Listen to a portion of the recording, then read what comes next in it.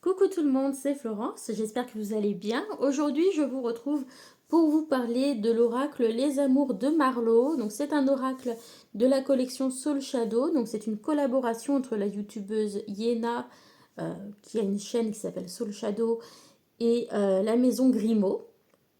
Donc, c'est pas le premier oracle de cette collection que j'achète. C'est une collection que j'aime plutôt bien.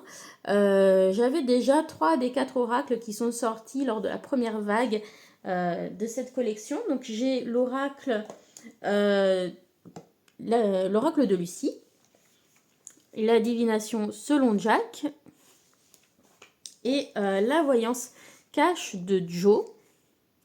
Voilà, qui faisait partie de la première collection. Il y avait aussi l'oracle, je crois, c'est les guidances de Charlie ou les conseils de Charlie, que je n'ai pas acheté dans la première collection. Parce que c'est un jeu où il faut partager son deck en 3 catégories pour l'utiliser. Donc ça, c'est quelque chose qui me parle moins. Et puis, visuellement aussi, graphiquement, il me parlait moins. Et donc j'aime particulièrement l'oracle de Joe et pas de Joe, de Jack et de Lucie. Ce sont vraiment mes 2 préférés de la collection, à tel point que quand j'ai acheté l'autre jour celui-ci à Cultura, j'ai racheté un backup pour Lucie et Jack. Voilà, donc c'est vous dire à quel point j'adore ces 2 jeux. Donc je leur ai mis un petit autocollant, voilà, pour les différencier, pour savoir que ça c'est mes versions backup, voilà, pour pas les user inutilement. Mais voilà, l'idée c'est que si jamais ils étaient plus édités et que les miens s'abîmaient, voilà, je veux avoir une copie de secours. D'autant que mon chat avait bavé sur une des cartes de l'oracle de Lucie. Pendant que je tirais les cartes, elle me faisait un câlin. Elle a bavé dessus et ça fait gondoler une des cartes. Donc de toute façon, c'était sûr que je voulais racheter l'oracle de Lucie. Et voilà, et comme ça maintenant je suis tranquille en ayant voilà, des copies de secours, on va dire.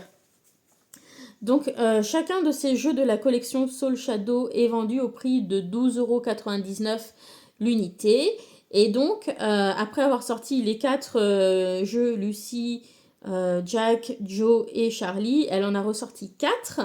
Donc on a Les Amours de Marlowe, donc qui est pour tout ce qui est question relationnelle et sentimentale. On a le tarot de Django, les confidences de Sophie et l'horoscope de Leila. Alors personnellement, voilà, j'étais un petit peu intéressée par Les Amours de Marlowe parce que quand on me demande des tirages, c'est souvent pour des questions sentimentales ou relationnelles. Donc voilà, je me suis dit ça pouvait être sympa pour compléter la collection que j'avais déjà. Et puis, bon, ça m'arrive aussi d'en faire un petit peu pour moi, même si c'est pas ce que je fais le plus souvent. Mais voilà, de mémoire, pour moi, il ressemblait visuellement à l'oracle de Lucie. Donc je me suis dit, allez, c'est un de ceux que je préfère dans la collection, pourquoi pas essayer. L'oracle de Leila, je le trouve très joli graphiquement. C'est peut-être même un des plus jolis de la collection. Mais c'est le thème astrologie, horoscope, c'est pas quelque chose qui me parle tant que ça. Donc je pense pas que je l'achèterai. Les confidences de Sophie, ce sont des questions dessus, donc c'est plus des amorces voilà, pour discuter, pour amorcer la discussion ou faire du journaling. Et puis le tarot de Django, voilà, c'est un tarot très simplifié. Bon, je préfère utiliser un tarot normal puisque je sais utiliser le tarot. Et si vous êtes débutant, bah, je suis pas convaincue que ça vous aide en fait à utiliser le tarot parce que ça vous donne qu'un seul aspect de la carte au niveau des illustrations, ou en tout cas, enfin, ça vous donne peut-être moins d'aspects au niveau des illustrations et comme ça reprend pas l'imagerie traditionnelle du tarot, finalement, je me demande si ça aide tant que ça. Voilà. Donc, je pense que en ce qui me concerne, dans ceux qui sont sortis pour le moment, j'ai acheté tous ceux qui pouvaient m'intéresser. Tous les jeux que je vous présente sont uniquement des jeux que je me suis achetés. Donc voilà. Donc j'ai mon Marlowe qui est là. Donc il arrive dans sa boîte cartonnée façon étui de cigarette. Et ensuite les cartes sont sous blister. Il contient 50 cartes. Ces petits étuis sont finalement un peu plus solides que ce que je pensais au départ. Vous voyez, celui-ci, ça m'est arrivé souvent de le promener dans mon sac à main. Et bon, les coins sont un petit peu plus usés, évidemment. mais rien de dramatique. Ça s'ouvre et ça tient plutôt bien fermé quand même. Voilà, ça s'ouvre pas tout seul dans le sac. Donc voilà, c'est des jeux qui ont le mérite d'être pas trop chers, d'être compacts et avec un carton très agréable et d'être quand même plutôt assez polyvalent et assez bien conçu. Donc voilà, c'est pour ça que j'aime bien cette collection de chez Soul Shadow. Alors, donc je vais vous présenter l'oracle de Marlowe. Donc vous retrouvez une petite carte qui vous présente Yéna avec voilà, ses réseaux. Voilà. Et puis, il y a également donc, les petites cartes qui étaient là, qui vous présentent le reste de la collection, qui vous présentent l'illustrateur. Donc là, c'est Nicolas Bernard, bien sûr, Grimaud, la maison d'édition. Un petit QR code pour avoir les vidéos explicatrices. La petite publicité pour les autres jeux de la collection. Et puis surtout au dos, c'est ça qui va être intéressant, des petits mots-clés supplémentaires. Voilà, pour aider éventuellement à aller un petit peu plus loin ou voilà, peut-être vous débloquer quand vous ne savez pas forcément comment interpréter une carte. Donc voilà, c'est vraiment un jeu facile d'accès, je trouve, pour démarrer ou même quand on est déjà habitué. Alors, j'ai exprès laissé quelques cartes de l'oracle de Lucie sorties parce que quand j'ai commencé à à regarder les cartes de l'oracle Marlowe, j'ai eu une impression de déjà-vu. Au niveau du style, déjà de mémoire, de tête, j'avais l'impression que c'était le même style graphique que l'oracle de Lucie. Alors non, en fait, c'est pas tout à fait le même style, mais par contre, on est un peu dans les mêmes types de couleurs. Et on va voir qu'il y a des mots-clés ou des concepts qui sont assez récurrents entre les deux oracles. Donc sur 50 cartes de l'oracle de Marlowe, je crois qu'il y en a 30 ou 30, entre 30 et 32, voilà, qu'on peut facilement substituer à l'oracle de Lucie. Donc au final, sur 50 cartes, il y en a environ une vingtaine qui sont différentes, mais les autres sont assez similaires, assez proches. Donc c'est ce qu'on va regarder. On va faire un petit comparatif. Voilà, des cartes qui sont un petit peu similaires en termes de concept ou d'illustration. Alors je vais ramener ça peut-être un petit peu plus bas pour que l'image soit moins distordue. Je vous laisse la petite boîte de Marlowe pour savoir de quel côté c'est l'oracle de Marlowe. Au niveau du format, on est sur un format un petit peu carte à jouer ou carte de poker. Donc voilà, très compact, facile à emporter avec soi. Le carton de chez Grimaud, c'est une tuerie, je l'adore. Et le dos est comme ceci. Voilà, on a des dos très funky sur l'ensemble de la collection. Sur le Lucie, il était comme ça. Donc on a des touches d'orangé rouge un peu dans les deux. Ça peut être assez sympa ensemble. Le Jack, donc mon chouchou, bah, c'est le dos que j'aime le moins. Voilà, qui était comme ça. Et puis le Joe, la voyance cache de Joe, donc lui c'était un jeu à message. Le dos était comme ça. Voilà, pour info, si ça vous intéresse. N'hésitez pas à voir sur ma chaîne, il y a les présentations des autres jeux que je possède dans la collection Soul Shadow. Donc, on va regarder ceux qui font un peu doublon, on va dire. Voilà, parce que finalement, c'est l'impression que j'ai eue quand j'ai commencé à décortiquer le jeu Les Amours de Marlowe. Donc dans les deux cas, on retrouve une carte qui s'intitule La Passion. Évidemment, ici, on va être sur une passion romantique. Alors ici, on va être sur la passion de manière plus générale. Voilà, donc une représentation un petit peu différente, mais un mot-clé similaire. Ensuite, on a la carte des décisions chez Marlowe. On a la carte des choix chez Lucie. Dans les deux cas, c'est des panneaux de direction, donc on reste sur quelque chose de très similaire.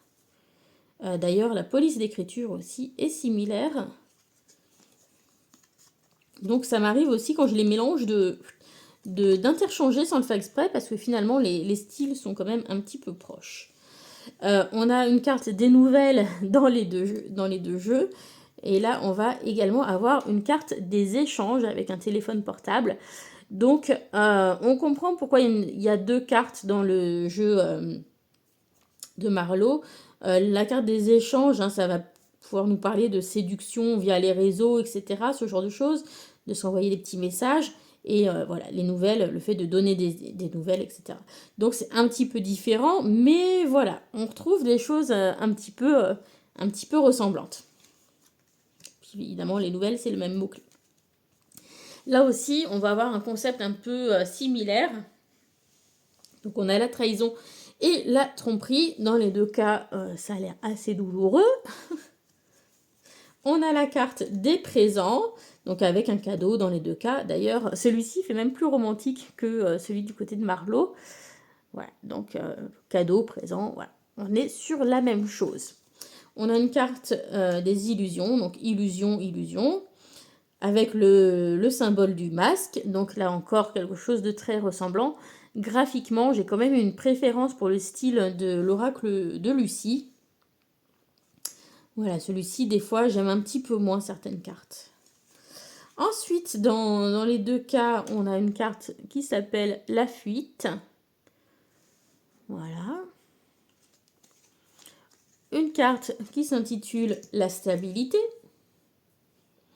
Et ici, donc, on a une maison. Et dans Lucie, on a aussi une carte qui s'intitule le foyer. Donc, voilà, on peut aussi relier ces 2-là ensemble ou ces 2-là ensemble, je trouve. En plus, on est un petit peu dans les mêmes couleurs, là, pour le coup. On a une carte du coup de cœur chez Marlowe, une carte de l'amour chez Lucie. Donc là, on a Cupidon et le cœur percé par la flèche de Cupidon. Donc voilà, on reste sur des choses aussi assez proches.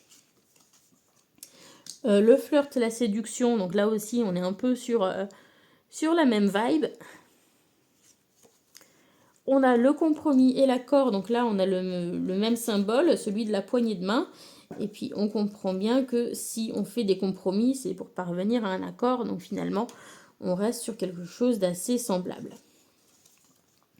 On a une carte qui s'intitule Les Espoirs avec la lampe d'Aladin chez Marlowe. Et on va voir le souhait ou la prière dans l'oracle de Lucie.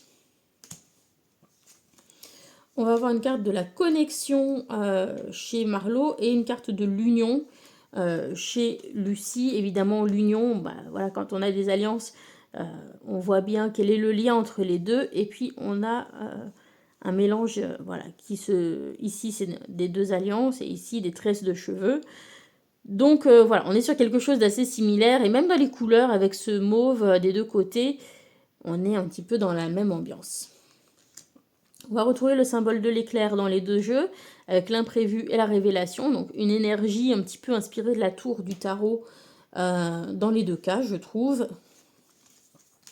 Ici, on a une carte qui s'intitule l'indépendance, avec une chaîne qui se brise. Et ici, on a l'idée de libération. Donc voilà, on fait vite le lien. Vous comprenez pourquoi, j'imagine, je les ai regroupés. On a ici la vérité et l'image de soi. L'image de soi avec le miroir, bah, pour moi, ça faisait écho. On est un petit peu sur des choses similaires.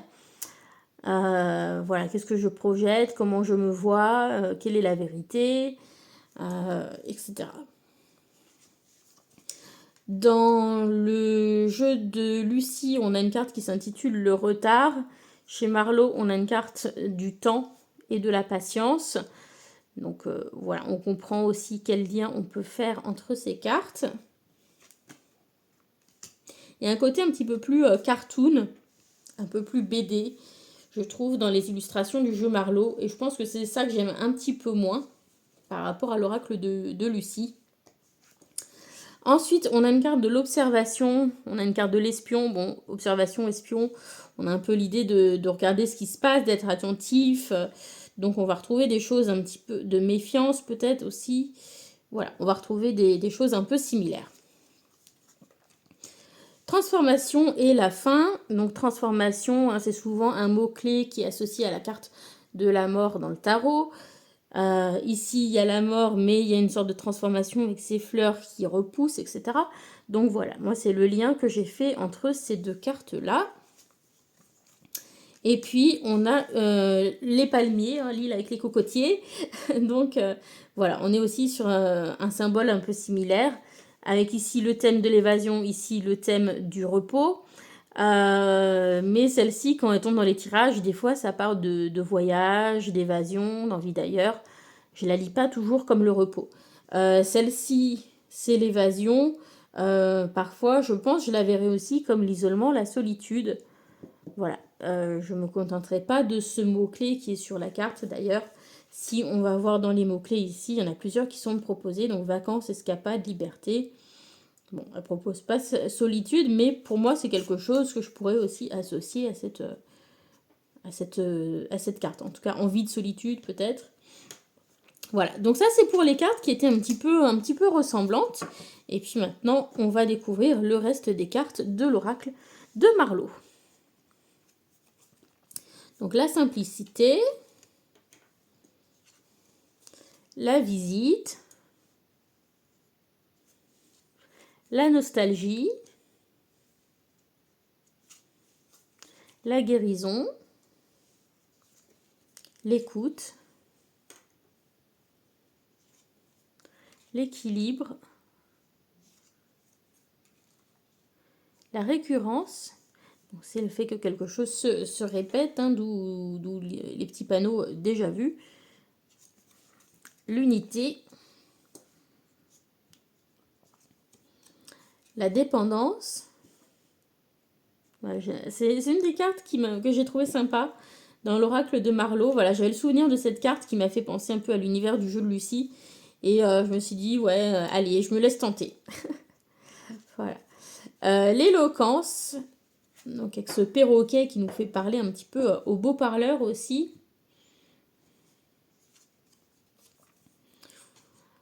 Le glamour, l'apaisement,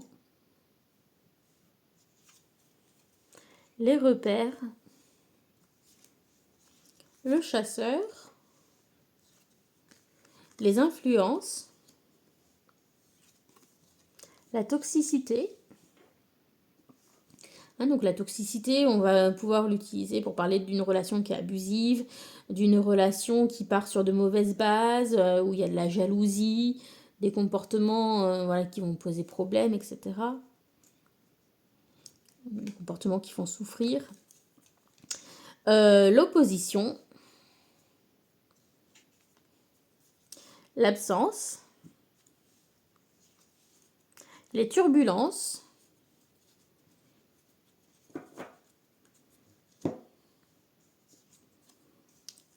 le malentendu, donc pour les soucis de communication, l'intimité, le karma. Alors là, je ne comprends pas forcément pourquoi l'idée du marteau pour le karma.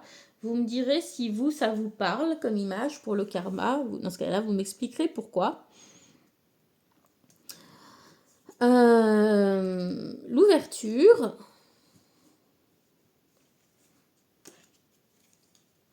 La distance. L'éloignement. Alors, je vois voilà, on a une différenciation claire entre distance et éloignement. Hein. Distance, ça va être plutôt relation à distance. Et éloignement, ça va plus être éloignement émotionnel. C'est-à-dire quand on se détache progressivement de quelqu'un, qu'on se sent moins connecté à une personne. Voilà. Le manque. La déclaration.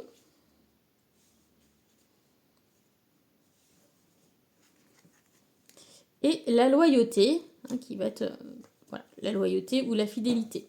Alors, qu'est-ce que je pense de la composition de ce jeu de Marleau? Globalement, c'est pas si mal que ça. Il est quand même assez équilibré. Il y a des choses positives, des choses négatives. C'est pas tout beau, tout rose. Mais pour moi, il manque 2-3 petites cartes. Il me manque, je pense, une carte qui s'appellerait les blocages ou les défis. Voilà, qui parlerait ensuite à vous de découvrir quel type de blocage, si c'est un blocage financier, matériel, si c'est un blocage émotionnel, etc. Mais voilà, il me manque une carte qui s'intitulerait les blocages. Il me manque aussi une carte de fin, hein, la fin, pour la fin d'une relation, rupture, etc. Je trouve que c'est quelque chose qui manque un peu dans un jeu pour tout ce qui est relationnel. Euh, il me manque peut-être aussi une carte qui s'intitulerait engagement ou quelque chose comme ça. Euh, ou une carte projet, une carte concrétisation. Voilà, donc il me manque 4-5 cartes, je dirais, pour que ce jeu ait une composition vraiment bien, voilà, pour qu'il me manque rien pour tirer les cartes avec.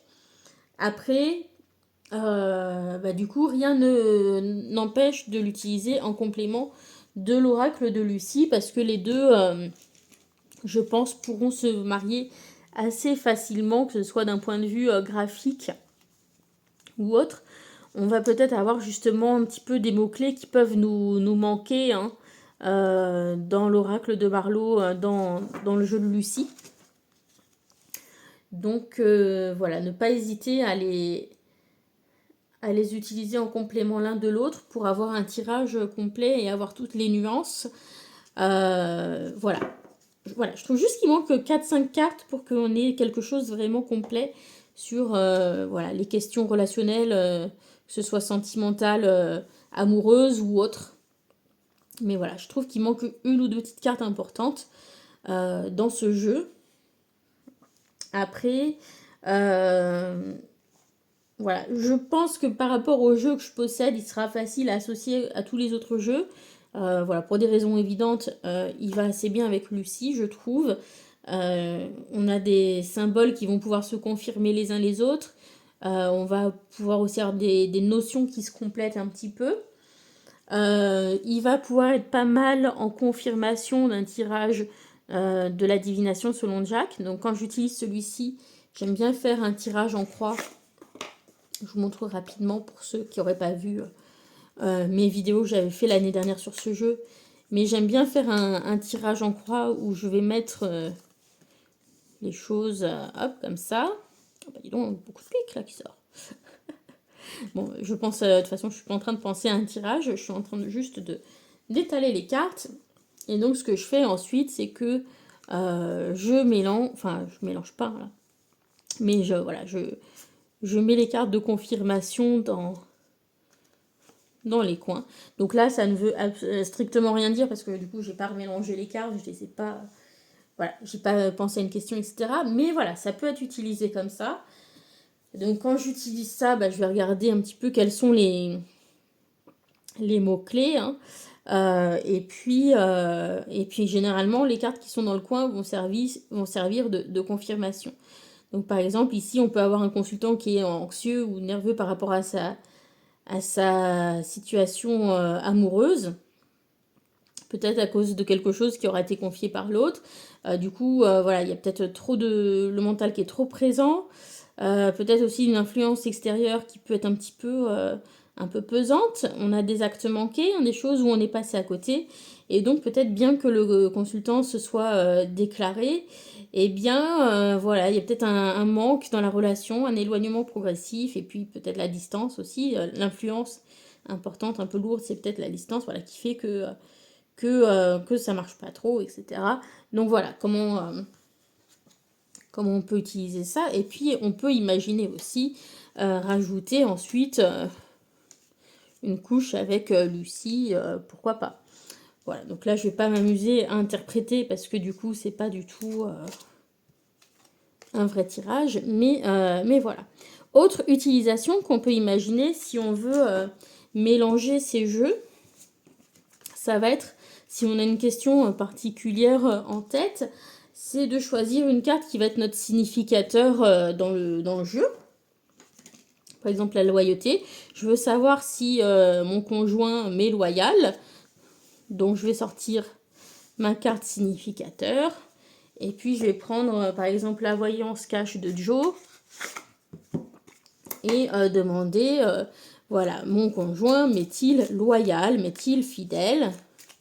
Et puis, piocher une réponse. Arrête de te prendre la tête, déconnecte. Donc, il n'y a même pas de question à se à se poser. C'est voilà, ça veut dire que la consultante se fait des films et qu'il faut tout simplement arrêter de penser à ses doutes, il n'y a pas d'inquiétude à avoir. Donc ça peut être aussi une manière d'utiliser ces jeux-là ensemble. Voilà, donc je trouve que c'est une collection qui est très sympa parce que ça permet d'utiliser les cartes de manière voilà, assez variée. Les jeux peuvent s'utiliser tout seuls, ils peuvent se combiner très facilement entre eux. Et donc voilà, globalement, c'est plutôt un achat sympa, cet oracle de Marlowe. Après, à utiliser totalement seul pour le domaine sentimental, comme je vous ai dit, je pense qu'il me manquerait voilà, peut-être 3, 4, peut-être 5 cartes qui sont importantes pour moi. Mais bon, globalement, c'est quand même un jeu plutôt bien construit, assez complet. Et puis, voilà, qui a un prix vraiment très intéressant.